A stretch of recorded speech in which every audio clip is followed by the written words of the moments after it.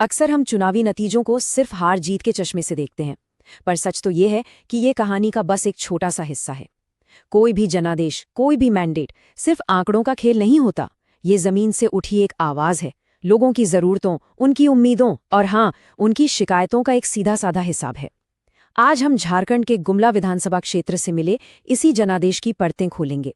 हमारा मकसद ये समझना नहीं है कि कौन जीता या कौन हारा, बल्कि ये समझना है कि चुनाव के ये नंबर शासन यानी गवर्नेंस के एक ब्लूप्रिंट में कैसे बदले जा सकते हैं। एक ऐसा ब्लूप्रिंट जो अगला चुनाव जीतने के लिए नहीं, बल्कि अगली पीढ़ी की जिंदगी को बेहतर बनाने के लिए हो। किसी भी राजनीति को समझने के लिए उसकी जमीन को समझना सबसे जरूरी है। ये है गुमला, झारखंड के आदिवासी बेल्ट का दिल। यहाँ की हवा में, यहाँ की मिट्टी में, यहाँ के जंगलों और पहाड़ों में एक पूरी संस्कृति धड़कती है। ये महज एक चुनावी नक्शा नहीं है, ये इस इलाके की सामाजिक, आर्थिक और राजनीतिक हकीकत का एक जीता जागता दस्तावेज है। यहाँ के लोगों के फैसले उनके जल, जंगल और जमीन के मुद्दों से बहुत गहरे जुड़े हुए हैं, और इन फैसलों को समझने के लिए हमें पहले इस जमीन की आवाज को सुनना होगा। तो चलिए जमीन से उठती इसी आवाज को सुनने की कोशिश करते हैं। देखिए, चुनाव असल में रोजमर्रा की जिंदगी के संघर्षों पर एक बहुत बड़ा संवाद होता है। एक आम इंसान के लिए वोट का मतलब है अपनी सबसे जरूरी मांगों को, अपनी तकलीफों को सत्ता तक पहुंचाना। तो उनकी जरूरतें क्या हैं, उनकी शिकायतें क्या हैं, कौन से ऐसे मुद्दे हैं जो उनकी जिंदगी पर सबसे ज्यादा असर डालते हैं। किसी भी जनादेश की नींव इन्हीं सवालों के जवाब में छिपी होती है। ये जो आप टेबल देख रहे हैं, ये गुमला की जमीनी हकीकत का एक तरह से एक्सरे है। ये वो मुद्दे हैं जो वहाँ के लोगों की रोज की जिंदगी और उनके वोट देने के फैसले को तय करते हैं। आप देखिए, पोलपाट, चैनपुर, बिशुनपुर जैसे पहाड़ी और दूर दराज के इलाकों में सड़क और कनेक्टिविटी की समस्या सबसे बड़ी है। इसका सीधा असर बच्चों की पढ़ाई पर, मरीजों के इलाज पर और किसानों की बाजार तक पहुंच पर पड़ता है। फिर बात आती है पानी और सफाई की, खास तौर पर पीवीटीजी बस्तियों में, जहां विशेष रूप से कमजोर जनजातीय समूह रहते हैं। वहां आज भी साफ पानी एक बहुत बड़ी चुनौती है। और ये सिर्फ सुविधा का सवाल नहीं है, ये जीवन की गरिमा यानी डिग्निटी का सवाल है, जो हमारे संविधान का मूल आधार है। डुमरी और भरनो जैसे ब्लॉक्स में अच्छी स्वास्थ्य सेवाओं तक पहुंच एक बड़ी लड़ाई है। और इन सबके ऊपर रोजगार और जमीन के अधिकार जैसे बुनियादी सवाल तो हैं ही। तो ये सिर्फ शिकायतों की एक लिस्ट नहीं है, ये बेहतर गवर्नेंस के लिए एक्शन पॉइंट्स का एक नक्शा है। तो लोगों की इन जरूरतों और परेशानियों ने 2024 के चुनाव में आखिरकार आंकड़ों की शक्ल कैसे ली? अब हम विश्लेषण के उस हिस्से की तरफ बढ़ रहे हैं जहां हम जमीनी हकीकत को चुनावी नतीजों से जोड़कर देखेंगे, क्योंकि हर नंबर, हर आंकड़ा अपने आप में एक कहानी कहता है। चलिए 2024 के जनादेश की कहानी को इन आंकड़ों के जरिए समझने की कोशिश करते हैं। 2,47,953 ये 2024 में गुमला के कुल रजिस्टर्ड वोटर्स की संख्या है। ये सिर्फ एक नंबर नहीं है, ये लोकतंत्र की ताकत का पैमाना है। ये उन सभी लोगों की सामूहिक इच्छा का प्रतीक है जो एक बेहतर कल की उम्मीद में अपना वोट डालते हैं। इतने बड़े मतदाता समूह की आवाज को सही मायने में सुनना और समझना ही किसी भी राजनीतिक व्यवस्था का पहला और सबसे जरूरी काम होना चाहिए। और इन वोटर्स का सामाजिक ताना बाना क्या है? गुमला एक आदिवासी बहुल क्षेत्र है। यहाँ की लगभग 69% आबादी अनुसूचित जनजाति यानी शेड्यूल्ड ट्राइब कम्युनिटी की है। ये डेमोग्राफिक डेटा इस क्षेत्र की राजनीति को समझने की सबसे अहम कड़ी है। इसका सीधा मतलब ये है कि यहाँ की राजनीति, यहाँ के मुद्दे और यहाँ का नैरेटिव आदिवासी पहचान, उनके अधिकारों और उनके उम्मीदों के इर्द गिर्द ही घूमता है। इस सामाजिक समीकरण को समझे बिना यहाँ कोई भी राजनीतिक जमीन तैयार नहीं की जा सकती। और 2024 के नतीजों ने इस समीकरण को बिल्कुल साफ कर दिया।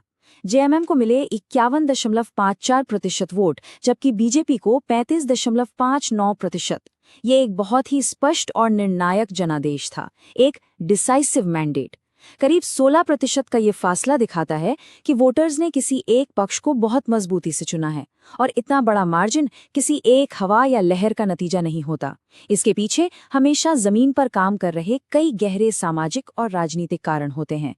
जीत का अंतिम अंतर था 26,301 वोट, और ये आंकड़ा इसलिए भी बहुत खास है क्योंकि ये 2019 के चुनाव के मुकाबले काफी ज्यादा है। जब जीत का अंतर इतना बढ़ जाता है तो ये एक बहुत गहरा संकेत होता है।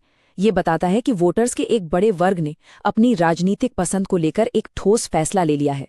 ये एक बदलाव है, वोटर की सोच में एक महत्वपूर्ण बदलाव। हमारा काम इसी बदलाव की वजहों को खोजना है। तो अब हम विश्लेषण के सबसे जरूरी हिस्से में आते हैं, क्या हुआ से क्यों हुआ तक का सफर। इस जनादेश की एनाटमी क्या है, इसके पीछे कौन से ट्रेंड्स काम कर रहे थे, कौन सी व्यवस्थागत ताकतें थीं जिन्होंने इस नतीजे को शक्ल दी। चलिए इस जनादेश का एक तरह से पोस्टमार्टम करते हैं और इसके पीछे की वजहों को परत दर परत समझते हैं। जरा इस टाइमलाइन को देखिए। ये गुमला की पिछले 24 साल की राजनीतिक कहानी है। साल 2000 में जहां सिर्फ 53% लोग वोट डालने निकलते थे, वहीं 2024 में ये आंकड़ा 66.5% तक पहुंच गया। ये लोकतंत्र में लोगों के बढ़ते भरोसे और उनकी भागीदारी को दिखाता है। साथ ही अगर आप वोट शेयर के ट्रेंड को देखें तो 2014 तक बीजेपी आगे थी, लेकिन 2019 में जेएमएम ने बढ़त बनाई और 2024 में उस बढ़त को और भी मजबूत कर लिया। ये एक रात में हुआ बदलाव नहीं है, ये क्रमिक राजनीतिक बदलाव है जो दशकों में तैयार हुआ है। और ये जो बढ़ा हुआ मतदान है, ये जो हायर टर्नआउट है, ये सिर्फ एक नंबर नहीं है। जैसा कि इस सोर्स एनालिसिस में कहा गया है, ये युवा और पहली बार वोट डाल रहे आदिवासी वोटर्स की बढ़ी हुई भागीदारी का सीधा संकेत है। इसका मतलब साफ है, एक नई पीढ़ी, वोटर्स की एक नई जनरेशन अब राजनीतिक प्रक्रिया में अपनी जगह बना रही है। उनकी उम्मीदें अलग हैं, उनके मुद्दे अलग हैं और वो पुराने समीकरणों को चुनौती दे रहे हैं। किसी भी राजनीतिक दल के लिए इस युवा ऊर्जा को समझना और उसे सही दिशा देना ही सबसे बड़ी चुनौती और सबसे बड़ा अवसर है। किसी भी चुनावी नतीजे को समझने के लिए दो नजरिए जरूरी हैं। एक अंदरूनी, यानी पार्टी के अंदर क्या चल रहा था, और दूसरा बाहरी, यानी चुनाव के वक्त बाहर का माहौल कैसा था। अंदरूनी तौर पर देखें तो गठबंधन का तालमेल और जमीनी स्तर पर कार्यकर्ताओं का नेटवर्क जेएमएम की बड़ी ताकत थी। वहीं बाहरी माहौल की बात करें तो खेती का संकट, बेरोजगारी और सबसे बढ़कर जल जंगल जमीन के अधिकार जैसे मुद्दे हवा में थे। गुमला में जीत इन दोनों चीजों के सही तालमेल का नतीजा थी, यानी अंदरूनी संगठन की ताकत और बाहरी मुद्दों के साथ एक सही जुड़ाव। अब तक हमने जो भी बात की वो अतीत को समझने के लिए थी, लेकिन किसी भी विश्लेषण का असली मकसद सिर्फ पीछे देखना नहीं, बल्कि आगे का रास्ता तैयार करना होता है। एक ऐसा ब्लूप्रिंट, एक ऐसा एक्शन प्लान बनाना जो भविष्य की दिशा तय करे। एक ऐसा ब्लूप्रिंट जो सिर्फ चुनाव जीतने की मशीन ना बनाए, बल्कि एक ऐसी व्यवस्था बनाए जो असल में लोगों की जरूरतों पर काम करे। चलिए इस आगे की रणनीति पर एक नजर डालते हैं। इस सोर्स में एक चतुर्मुख सिद्धांत का जिक्र है, मतलब एक 4 चेहरों वाला अप्रोच। ये एक बहुत ही मजबूत रणनीति है। पहला चेहरा है चुनावी, जिसका काम है हर एक वोटर तक पहुंचना और उन्हें पोलिंग बूथ तक लाना। दूसरा है संगठनात्मक, यानी पार्टी के कैडर नेटवर्क को गांव-गांव और बूथ-बूथ तक मजबूत करना। तीसरा और शायद सबसे अहम है नैरेटिव, यानी एक ऐसी कहानी गढ़ना जो लोगों से सीधे जुड़े, जैसे यहाँ आदिवासी गौरव और अधिकारों की कहानी। और चौथा है संसाधन, यानी पैसे और कार्यकर्ताओं का सबसे सही और असरदार इस्तेमाल करना। जब ये चारों चेहरे एक साथ एक ही दिशा में काम करते हैं, तभी एक अपराजय राजनीतिक संरचना बनती है। और ये सिर्फ बड़ी बड़ी बातें नहीं हैं, इसके पीछे जमीन पर उतरने वाली ठोस रणनीति भी है, जैसे कि शिकायत यात्राएं निकालना। इसका मकसद सिर्फ घूमना नहीं, बल्कि उन गांवों तक पहुंचना है जहां समस्याएं सबसे ज्यादा हैं और लोगों के शिकायतों को सीधे दर्ज करना है। या फिर घर घर जाकर विकास का ऑडिट करना, ताकि लोगों को पता चले कि वादों और हकीकत में कितना फर्क है। ये पारदर्शिता और जवाबदेही की तरफ एक बहुत बड़ा कदम है। हर वार्ड के लिए उसके अपने मुद्दों पर लोकल इशू पेपर निकालना, ताकि राजनीति बड़े नारों से निकलकर लोगों की गली मोहल्ले की समस्याओं तक पहुंचे। और आज के दौर में सबसे जरूरी, गलत सूचनाओं से लड़ने के लिए वॉर रूम बनाना। ये सब दिखाता है कि आज की राजनीति कितनी सटीक और पेशेवर हो चुकी है। तो आखिर में सलाह 2 आयामी है। एक तरफ पारंपरिक जमीनी अभियान को और मजबूत करना, मतलब हर बूथ के लिए एक माइक्रो प्लान बनाना। दूसरी तरफ डिजिटल पहुंच को स्मार्ट तरीके से इस्तेमाल करना, जैसे गांव के स्तर पर फैक्ट चेकिंग के लिए व्हाट्सएप ग्रुप बनाना और स्थानीय सफलता की कहानियों को दिखाने के लिए इंस्टाग्राम रील्स बनाना। लेकिन इस डिजिटल पहुंच को जिम्मेदारी के साथ अपनाना होगा। सूचना का अधिकार नागरिकों को ताकत देता है, पर इसका उपयोग जिम्मेदारी से होना चाहिए।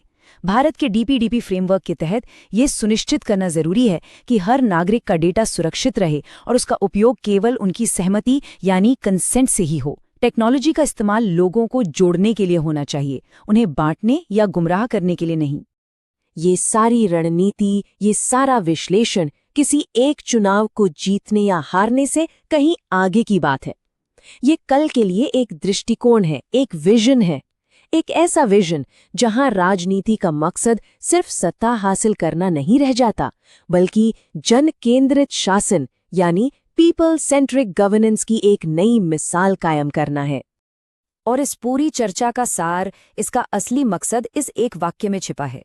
एक राजनीतिक ब्लूप्रिंट का असली लक्ष्य सिर्फ चुनाव जीतना नहीं है, बल्कि एक ऐसी उत्तरदायी शासन व्यवस्था का निर्माण करना है जो लोगों के जीवन में ठोस और दिखाई देने वाले सुधार ला सके।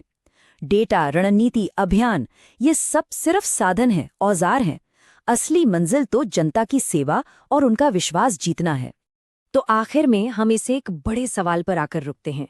एक चुनाव अभियान की इस बारीक और जटिल मशीनरी को चुने हुए प्रतिनिधि और मतदाताओं के बीच विश्वास और डिलीवरी के एक स्थायी अनुबंध में कैसे बदला जा सकता है? ये सवाल सिर्फ गुमला के लिए नहीं, बल्कि हमारे पूरे लोकतंत्र के लिए है। If you want to become a people-centric leader and uplift your constituency, get in touch with blueprintstrategies.ai at mgr@blueprintstrategies.ai or call 080-4204-1602. Purpose beyond politics.